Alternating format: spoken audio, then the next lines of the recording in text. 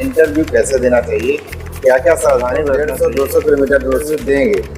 जरूरी तो नहीं है सेलेक्ट हो जाएंगे, कहीं अगर रिजेक्ट समय और पैसा दोनों बर्बाद। आपको यहाँ से सपोर्ट मिल रहा है आरजे सर्विसेज, तो कहते हैं कि नहीं हम चार्ज दे के आए हैं आरजे सर्विस। कैंडिडेट इंटरव्यू देने आता है तो हम 12th पास होना चाहिए। डिविजनल मैनेजर हैं वो फीमेल स्टाफ ही हैं, मान लो फ्री ऑफ कॉस्ट जॉब देते हैं। अगर हमारे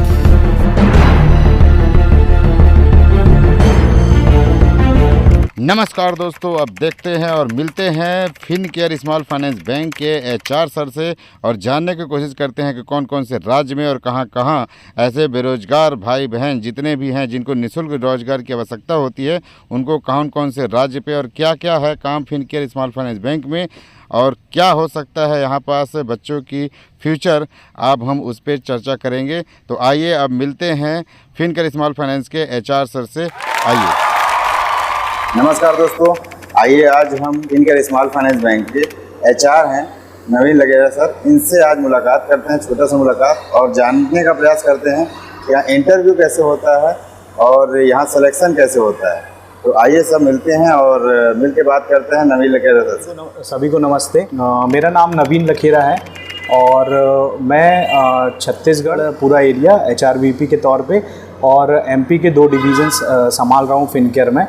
और लगभग 4 इयर्स हो चुका है मेरा फिनकेयर में और लगभग 7 साल का एक्सपीरियंस है मुझे HR सेट में। और जनरली हम लोग मैं माइक्रो फाइनेंस डिवीज़न में NBFC में बैंकिंग सेक्टर में ही मेरा जो एक्सपीरियंस रहा है वो टोटल एक्सपीरियंस रहा। अगर इंटरव्यू की अपन बात करते हैं सर, तो हम लोग इंटरव्यू में बेसिकली क्या देखते हैं, हम लोग का जो बेसिकली फुटफॉल होना चाहिए या हम लोग को जो सबसे ज़्यादा ज़रूरत होती है एंड कैंडिडेट्स की जो वैकेंट होता है वो एग्जीक्यूटिव लेवल पे, ऑफिसर लेवल पे होता है।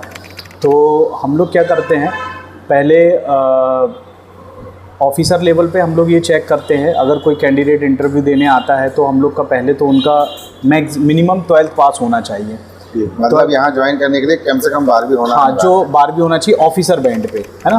ऑफिसर बैंड पे 12वीं होना चाहिए और ग्रेजुएशन और उसके आगे का भी जो भी फर्दर एजुकेशंस वगैरह होते हैं वो भी एलिजिबल हैं। बट होता यह है कि हम लोग स्टार्ट करते हैं वो 12th पास बंदा होना चाहिए, एटलीस्ट उसको समझ में आना चाहिए, 18 साल से ऊपर का होना चाहिए। ठीक है, 18 साल से मैक्सिमम 30 साल की 28 साल 18 से 30 साल तक का, मतलब फ्रेशर वालों फ्रेशर्स के लिए। सर एक बात जानना चाह रहा था, क्या सिर्फ लड़के लोग के लिए ही यहाँ ऑप्शन है या लड़कियाँ भी हैं, या फिर कोई ऐसी लड़कियाँ भी है जो अपर ग्रेड में है? हमारे यहाँ जो डिविजनल मैनेज फीमेल स्टाफ ही हैं, हमारे बिलासपुर डिवीज़न है और भिलाई डिवीज़न है, इनमें फ़ीमेल भी हैं, फ़ीमेल का रेशो भी अच्छा है और हम लोग फीमेल और मेल सभी की हायरिंग करते हैं। सर एक जानकारी और चाहिए था कि यहाँ पास जैसे लड़के या लड़कियाँ कोई भी जॉब के लिए आता है तो कई जगह से मैंने नाना प्रकार के जो लोग हैं उनसे पता चला कि कई ऐसे बैंक फाइनेंस होते हैं जो कंसल्टेंसी के माध्यम से भी वो लोग हायर करते हैं। तो क्या फिनकेयर स्मॉल फाइनेंस बैंक में भी ऐसा कुछ है, यहाँ चार्ज जो दे के आ रहे हैं कंसल्टेंसी को लड़के या लड़कियाँ, उनको आप लोग क्या यहाँ हायर करते हैं? नो सर, हम लोग फिनकेयर किसी भी प्रकार का कोई भी चार्ज नहीं लेती है कैंडिडेट से। किसी भी प्रकार का हम लोग कोई या किसी भी कोई कंपनी को हम लोग नहीं बोलते कि भाई आप उसको चार्ज करिए। हम लोग फ्री ऑफ कॉस्ट जॉब देते हैं, बट हम लोग कभी भी किसी भी चार्ज को सपोर्ट नहीं करते। किसी भी प्रकार का चार्ज जो कैंडिडेट कंसल्टेंट को देता हो या कैंडिडेट किसी को देकर यहाँ आ रहा हो, हम लोग उसके लिए प्रॉपरली डिनाई करते हैं सर। वो हम लोग के लिए पूरी तरह से रेस्ट्रिक्टेड है सर।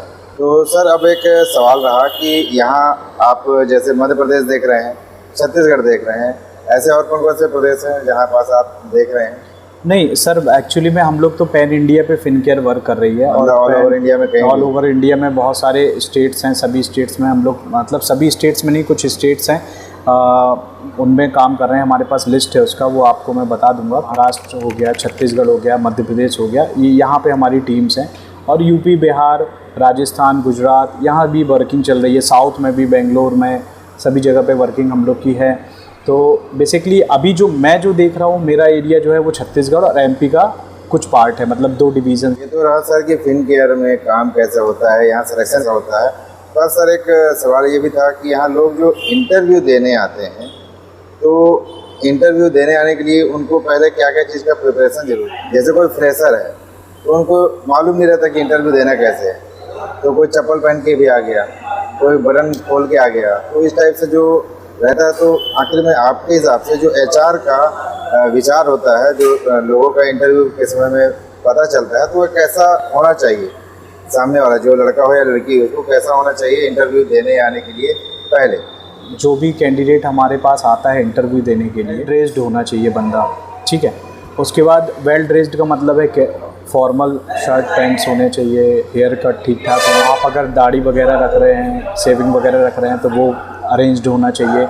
उसके बाद आप जब आते हैं तो आपका ड्रेसअप अच्छा होना चाहिए। ड्रेसअप अच्छा होने के बाद क्या होता है कि फिर उसकी पर्सनालिटी भी अच्छी होनी चाहिए। पर्सनालिटी अच्छी होने के बाद हम लोग बेसिकली जैसे आपने बोला चप्पल पहन के आ गया, आए हुए हैं तो थोड़ा सा देख के ही उनको लग रहा है कि भाई वो वर्किंग नहीं है या परेशान है, इस टाइप का नहीं है। मोटिवेटेड होना चाहिए, एंथुसियाज्म दिखना चाहिए। तो यही होता है कि हम लोग उनको देख के ही समझ जाते हैं, और देख के समझ में आता है कि पर्सनालिटी अच्छी है, काम करने के लिए इच्छुक है। अब ज़रूरी नहीं है कि पर्सनालिटी अच्छी है तो बहुत अच्छे मतलब उन्होंने कपड़े पहने हों या सारी चीज़ें, मतलब एक वेल ड्रेस्ड होना चाहिए जो ज़रूरी है। ये बेसिकली चीज़ देखते हैं पहनावे में।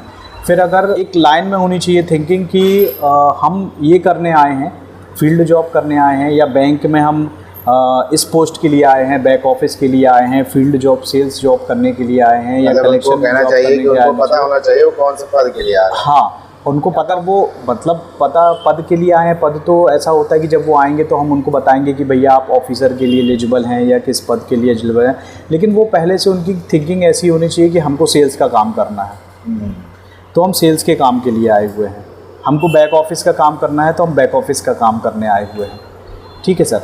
उनको ये चीज़ का पूरा मतलब खुद को एक नॉलेज होना चाहिए कि हमको ये काम करना है, या हम इस साइड पे अपना कैरियर बनाना चाहते हैं। एक और जानकारी चाहिए था कि कुछ भाई बहन हमारे पूछते हैं कि सर फिनकेयर में क्या हमारा जहाँ घर है वहीं आसपास मिल सकता है क्या? चाहे लड़का तो हुआ समझ में आता है थोड़ा दूर, लेकिन लड़कियाँ भी सवाल करती हैं, लड़की लोगों को तो प्राथमिकता मिल जाता है। तो क्या फिनकेयर में सबके लिए बराबर रूल है या फिर उनके लिए कुछ अलग? नहीं सर, वो डिपेंड करता है वैकेंट के ऊपर, हमारा डिपेंड करता है। वैकेंट होना चाहिए आसपास, वैकेंट होने पर हमारा डिपेंड करता है, और मैनेजमेंट डिसाइड करता है कि हमको अपने उतने एरिया में हमको बंदे को लोकल लेवल पे रखना है कि नहीं रखना है, क्योंकि बहुत सारी चीज़ें होती है। फाइनेंस का मामला होता है, और फाइनेंस के साथ साथ क्या होता है कि और भी चीज़ें कंसीडर की जाती हैं वहाँ पे कि कहीं किसी प्रकार का कोई फ्रॉड होने के चांसेस ना हो, फाइनेंशियल फ्रॉड होने के चांसेस ना हो, तो वो मैनेजमेंट डिसाइड करता है कि हमको। तो यहाँ पास आप सभी को मालूम चल गया होगा कि इंटरव्यू कैसे देना चाहिए, क्या क्या सावधानी बरतना चाहिए, और कुछ सवाल हैं आप ही लोग के हैं, जो कुछ समस्याएं आती हैं वो मैं सर से पूछ रहा हूँ। और उस समय एक एचआर, चाहे वो किसी भी जगह को, किसी भी बैंक हो, किसी भी फाइनेंस हो, उनका क्या एक ध्येय होता है वो हम जानने की कोशिश करते हैं। एक एचआर कैसे जवाब देते हैं उनको आप पूछते हैं। तो सर एक कुछ भाई बहन जो हैं वो लोगों का कहना यह है कि जैसे कॉल करते हैं कई लोग, तो बोलते हैं सर हम तो 150-200 किलोमीटर दूर से हैं और जॉब भी करना चाहते हैं, इच्छुक भी हैं, लेकिन सर वहाँ से हम आएंगे और इंटरव्यू देंगे, ज़रूरी तो नहीं है सेलेक्ट हो जाएंगे, कहीं अगर रिजेक्ट हो गए हम तब, या फिर हम अगर रिजेक्ट हो गए तो हमारा समय और पैसा दोनों बर्बाद हो जाएगा। अगर मेरे को मेरा इंटरव्यूअर बोल रहा है कि आप इंदौर आके इंटरव्यू दीजिए, तो मेरे को उनको समय देना पड़ेगा, और फिर अपने अंदर कॉन्फिडेंस रखना पड़ेगा और कॉन्फिडेंट होना पड़ेगा कि भाई मैं सिलेक्ट ही होऊंगा। वैसे ही अपनी कैपेबिलिटीज़ को डेवलप करना होगा। अगर एक्सपीरियंस बंदे हैं तो उनको सारी चीज़ें सब्जेक्टिव और थ्योरेटिकल नॉलेज तो उनको आता ही होगा, प्लस उनकी पर्सनालिटी भी इम्प्रूव हो चुकी होगी। और अगर कोई फ्रेशर बंदा है तो उसके मन में भी अगर डाउट है तो उनको प्रॉपरली पढ़ के आना चाहिए कि हमको कैसे इंटरव्यू फेस करना है, कैसे इंटरव्यू देना है हमको। इसलिए सर उनका आना तो अनिवार्य रहता ही है, और कुछ केसेस ऐसे होते हैं, कोई इमरजेंसी है तो हम लोग उसमें ऑनलाइन इंटरव्यू भी लेते हैं, तो उस ऑनलाइन इंटरव्यू की भी कंडीशंस होती हैं। मैं आरजे सर्विस की बात कर रहा हूँ, क्या आपको यहाँ से सपोर्ट मिल रहा है आरजे सर्विसेज के थ्रू से? कोई बंदे आते हैं जो कहते हैं कि नहीं हम चार्ज दे के आए हैं आरजे सर्विस को। ऐसा कुछ? नहीं सर, मुझे तो अभी तक चार्ज को लेकर ना आपके तरफ से कभी कुछ बोला गया, ना कैंडिडेट की तरफ से बोला गया कभी चार्ज को लेकर। और इतने कैंडिडेट से मैं मिला हूँ तो नहीं मिला, और सपोर्ट तो मुझे बहुत अच्छा मिल रहा है। सपोर्ट में कोई प्रॉब्लम नहीं है, बस थोड़ा सा फुटफॉल यहाँ पे है। एक मैंने देखा है कि छत्तीसगढ़ में थोड़ा सा मेन पावर्स के इश्यूज़ होते हैं, व्यक्ति खुद ही काम नहीं करना चाहता। बाकी आपके तरफ से मैंने सपोर्ट देखा तो काफ़ी सपोर्ट आप कर रहे हैं सर, और हम लोग का पूरा कोशिश है कि आप जल्द से जल्द हमारे कंपनी के टाइप्स हो जाएं। हम लोग ने बाकी फर्दर प्रोसेस किया हुआ है। इस वीडियो के अंत में एक सवाल और पूछना चाह रहा था। यदि आपका वीडियो, हमारा इस वीडियो को देखने के बाद किसी का इच्छा हुआ फिनकेयर स्मॉल फाइनेंस में बैंक जॉब में करने के लिए, तो वो अगर अपने स्टेट के जो HR हैं उनसे संपर्क करना हो या फिर आपसे ही संपर्क करना हो, तो वो किस माध्यम से कर पाएंगे? ऑफिशियल मेल आईडी और ऑफिशियल नंबर मेरा मैं इनबॉक्स में डाल दूंगा, तो आप उसमें से कॉल कर सकते हैं, व्हाट्सअप कर सकते हैं, उसमें व्हाट्सअप भी है, और हमारा ऑफिशियल मेल है तो उसमें आप अपना रिज्यूम भी सेंड कर सकते हैं आप सर। इनके नंबर पे कॉल भी कर सकते हैं, रिज्यूम अपना शेयर कर सकते हैं PDF में लेके। और रही बात नंबर की, तो आपको वीडियो के डिस्क्रिप्शन बॉक्स में आपको लिंक और फिनकेयर स्मॉल फाइनेंस बैंक का वेबसाइट दोनों आपको दे दिया जाएगा, आप वहां भी चेकआउट कर सकते हैं। अगली मुलाकात फिर जब हम सर से मिलेंगे तब हम करेंगे। बाकी अभी के लिए सर बहुत बहुत धन्यवाद। जो आपने धन्यवाद आपको भी, आप सभी को भी नमस्कार, धन्यवाद। मिलते हैं सर। Okay, thank you.